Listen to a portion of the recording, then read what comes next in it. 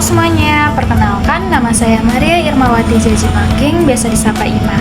Nah, di sini kami dari kelompok 4 akan menjelaskan mengenai pengembangan media pembelajaran PKN SD. Halo, saya Stella Yanasini. Ini buat Selamat pagi Bapak dosen dan teman-teman. Perkenalkan nama saya Yohanita Demetri Suri. Halo teman-teman semua, perkenalkan nama saya Lorenzo Tepatap. Di sini saya sebagai pemateri keempat.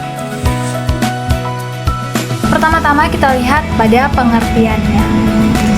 Kita lihat adanya pengertian dari media pembelajaran PKN. Nah, teman-teman, pada hakikatnya proses belajar mengajar ini merupakan interaksi atau adanya hubungan timbal balik antara guru dan juga siswa di dalam suatu situasi pendidikan. Nah, kebanyakan pendapat bahwa keberhasilan dari suatu pendidikan ini tergantung kepada guru dan juga siswa yang berperan sebagai pelaku utama di dalam suatu proses belajar mengajar. Namun, pada kenyataan, tidaklah sama diantaranya adalah media pembelajaran. Media pembelajaran ini berfungsi untuk apa? Untuk alat bantu yang mana dipergunakan oleh guru dalam mengajar para peserta didik di sekolah. Nah, media pembelajaran PKN di sekolah dasar ini adalah segala alat bantu secara konkret dan untuk menyampaikan materi pendidikan kewarganegaraan secara konkret, interaktif kepada siswa. Mengingat karakteristik dari dari siswa sekolah dasar itu, mereka masih pada tahap berpikir konkret. Penggunaan media juga harus sangat penggunaan media itu vital untuk mengubah konsep-konsep abstrak seperti Pancasila. Nah, media ini nih bisa berupa juga dengan alat peraga sederhana, ada bisa juga gambar, cerita bergambar, video edukasi, bahkan simulasi yang mana berperan dalam membuat siswa ini seolah-olah mengalami langsung situasi yang guru ajarkan kepada mereka. Nah, tujuannya apa? Tujuannya ialah agar materi PKN ini tidak hanya dihafalkan, tetapi benar-benar dipahami dan juga selain dipahami dapat membentuk karakter, sikap, perilaku siswa sebagai warga negara yang baik sejak dini. Teman-teman, selanjutnya yaitu pengertian media pembelajaran PKN SD ini menurut Gagne dan juga Briggs di dalam Sauda di tahun 2020, secara implisit mereka mengatakan bahwa media pembelajaran ini meliputi alat yang secara fisik digunakan untuk menyampaikan isi materi yang terdiri dari buku, tape recorder, kaset, video kamera, film, slide, foto, adapun gambar, grafik, televisi, dan juga komputer. Nah, alat-alat ini digunakan guru dalam menyampaikan materi-materi yang akan diajarkan kepada peserta didik agar mereka mengerti apa yang dijelaskan oleh guru. Selain mereka pahami apa yang dijelaskan oleh guru, ini juga dapat membentuk karakter, sikap, dan juga perilaku siswa sebagai warga negara yang baik. Fungsi dari media pembelajaran PKN di sekolah dasar ini supaya apa? Fungsinya ialah untuk membuat proses belajar mengajar ini menjadi lebih menarik dan juga tidak membosankan untuk para peserta didik.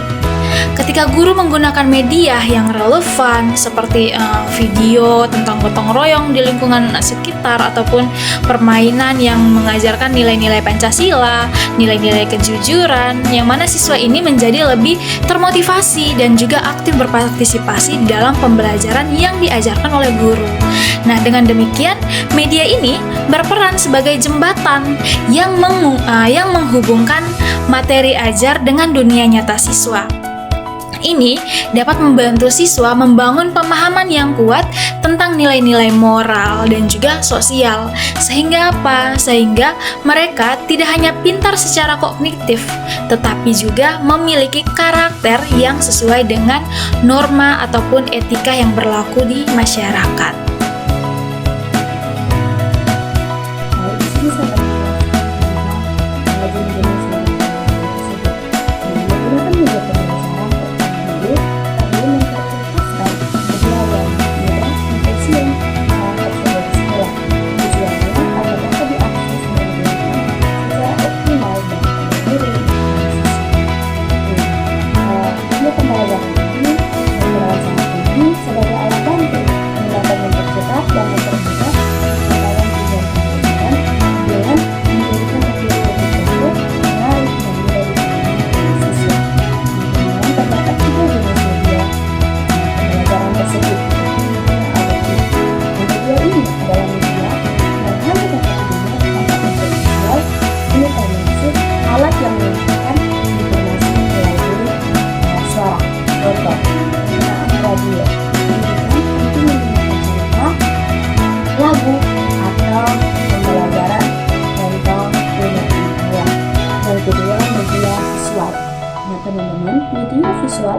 media yang dapat mengandung unsur suara. Media ini mampu membantu siswa memahami informasi melalui gambar atau grafik. Nah, contohnya penggunaan film. Nah, pada slide atau gambar poster di kelas untuk menjelaskan topik tentang lingkungan dan kebudayaan. Yang ketiga yaitu media audiovisual. Nah, media ini menggabungkan unsur suara dan gambar sehingga memberikan pengalaman belajar yang lebih menarik dan interaktif. Contohnya, menonton video pembelajaran tentang proses fotosintesis di kelas yang menunjukkan gambar, suara, dan menjelaskan fungsi. Sehingga teman-teman ketiga jenis media ini sangat berperan penting dalam proses pembelajaran, terkhususnya di sekolah dasar, karena dapat membantu siswa dalam memahami materi dengan cara yang lebih efektif dan menarik dan mudah dipahami oleh seluruh siswa. Jadi, pengaruh penggunaan media pembelajaran terhadap pemahaman siswa itu dalam pendidikan PKN memainkan peran yang sangat penting dalam menciptakan lingkungan belajar yang interaktif dan juga menyenangkan. Jadi media pembelajaran tidak hanya berfungsi sebagai alat bantu, tetapi juga sebagai jembatan antara guru dan siswa dalam pertukaran pengetahuan. Tetapi banyak guru menghadapi tantangan dalam memanfaatkan media pembelajaran yang ada secara optimal. Selanjutnya, menurut Kurniawati dan Kuswanti, mereka menekankan bahwa media pembelajaran dapat membantu siswa memahami konsep-konsep abstrak melalui visualisasi dan juga simulasi yang konkret. Nah, dengan demikian, penggunaan media pembelajaran yang tepat dapat berperan dalam membantu siswa yang tidak hanya memahami materi, tetapi juga menginternalisasi nilai-nilai yang diajarkan dalam PKN. Jadi, penggunaan media pembelajaran yang secara signifikan meningkatkan pemahaman siswa tentang konsep-konsep PKN dengan membuat materi lebih konkret, menarik, dan juga mudah dipahami sehingga dapat meningkatkan motivasi keterlibatan dan partisipasi aktif siswa dalam pembelajaran. Yang selanjutnya yaitu mengenai manfaat penggunaan media pembelajaran dalam PKN. Di sini ada 6 manfaat. Yang pertama yaitu mempermudah pemahaman konsep abstrak siswa. Jadi konsep-konsep PKN itu seringkali abstrak. Jadi kita bisa menggunakan media seperti video, animasi, simulasi, dan gambar yang dapat membantu siswa untuk memvisualisasikan dan memahami prinsip-prinsip seperti Pancasila dan nilai-nilai kewarganegaraan secara lebih konkret. Manfaat yang kedua yaitu meningkatkan motivasi dan keterlibatan. Jadi, penyajian materi yang interaktif dan menarik melalui media dapat menumbuhkan gairah belajar dan membuat siswa lebih termotivasi untuk berpartisipasi aktif dalam pembelajaran PKN. Lalu yang ketiga adalah memperjelas pesan pembelajaran. Nah, ini artinya media pembelajaran itu dapat mengatasi verbalisme dan kesalahpahaman dengan menyajikan informasi secara lebih visual, audio, dan juga interaktif, sehingga pesan pembelajaran menjadi lebih jelas dan mudah dicerna oleh siswa. Lalu yang keempat yaitu meningkatkan partisipasi siswa. Artinya media interaktif ini seperti permainan atau platform media sosial dapat mendorong siswa untuk berdiskusi dan terlibat lebih aktif serta menciptakan suasana belajar yang lebih kolaboratif dan juga menyenangkan. Manfaat yang keenam yaitu membangun relevansi materi. Artinya itu media seperti media sosial memungkinkan guru untuk membahas topik-topik aktual dan kontekstual yang relevan dengan kehidupan siswa seperti intoleransi atau hoax, sehingga materi itu terasa lebih dekat dan juga bermakna.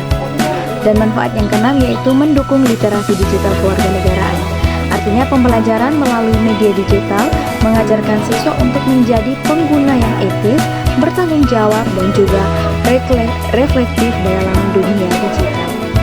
Baik, demikian materi yang dapat saya sampaikan. Materi selanjutnya akan disampaikan oleh teman saya. Baik, yang berikut yaitu cara guru dalam mengimplementasikan media pembelajaran PKN yang telah dikembangkan dalam proses belajar mengajar. Jadi, media pembelajaran merupakan salah satu unsur penting dalam keberhasilan proses belajar mengajar, termasuk pada mata pelajaran pendidikan kewarganegaraan.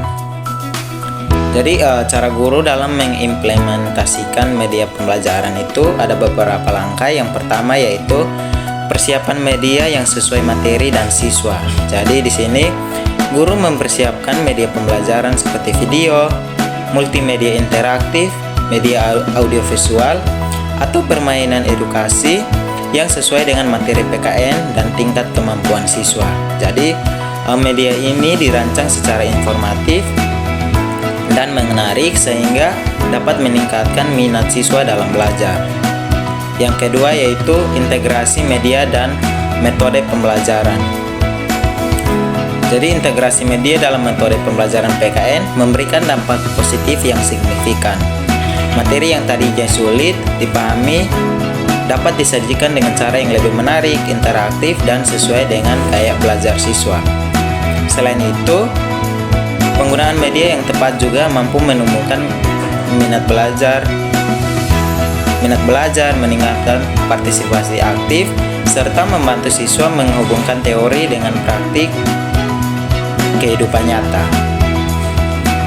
Yang ketiga yaitu pelaksanaan dan fasilitasi pembelajaran. Jadi, dalam pelaksanaannya, guru berusaha memastikan bahwa media yang digunakan bukan sekedar menjadi alat bantu, tetapi benar-benar menjadi sarana yang menghidupkan interaksi antara guru dengan siswa maupun antar siswa. Jadi di sini guru mengarahkan jalannya diskusi, memandu sesi tanya jawab, serta merancang kegiatan kolaboratif yang mendorong siswa untuk terlibat aktif menggunakan media tersebut. Di sini sebagai contoh misalnya setelah menonton video tentang pentingnya gotong royong, guru memfasilitasi siswa untuk berdiskusi mengenai contoh penerapannya dalam kehidupan sehari-hari, kemudian meminta mereka mempresentasikan hasil diskusi kelompoknya. Yang keempat yaitu evaluasi dan refleksi penggunaan media. Jadi evaluasi penggunaan media pembelajaran berarti guru menilai sejauh mana media yang digunakan benar-benar membantu siswa dalam memahami materi. Jadi evaluasi ini tidak hanya melihat apakah siswa senang menggunakan media, tetapi juga apakah media tersebut membuat konsep yang lebih sulit menjadi lebih mudah dipahami. Sedangkan refleksi penggunaan media pembelajaran dilakukan setelah evaluasi, yaitu guru merenungkan kelebihan dan kekurangan media yang dipakai. Jadi dari hasil refleksi, guru dapat memutuskan apakah media tersebut bisa digunakan kembali, perlu dimodifikasi, atau bahkan diganti dengan media yang lebih sesuai. Yang terakhir yaitu kreativitas dan pengembangan media. Jadi kreativitas guru dalam mengembangkan media pembelajaran merupakan salah satu faktor yang penting yang menentukan kualitas proses belajar mengajar. Jadi guru tidak hanya dituntut untuk menggunakan media yang sudah tersedia, tetapi juga perlu berinovasi dalam menciptakan media baru yang sesuai dengan kebutuhan peserta didik. Jadi seiring dengan perkembangan teknologi, guru juga dituntut memanfaatkan berbagai aplikasi dan platform digital untuk mengembangkan media pembelajaran. Salah satu contohnya adalah penggunaan aplikasi desain grafis seperti Canva. Jadi dengan menggunakan ini memungkinkan guru untuk membuat infografis, presentasi maupun lembar kerja yang lebih menarik dan interaktif. Jadi dengan terus mengasah kreativitas dan mengikuti perkembangan teknologi, guru dapat menghadirkan pembelajaran PKN yang lebih inovatif. Hal ini menjadikan pembelajaran tidak monoton, tetapi lebih menyenangkan, relevan, dan dekat dengan kehidupan sehari-hari peserta didik. Sekian materi yang saya sampaikan. Terima kasih.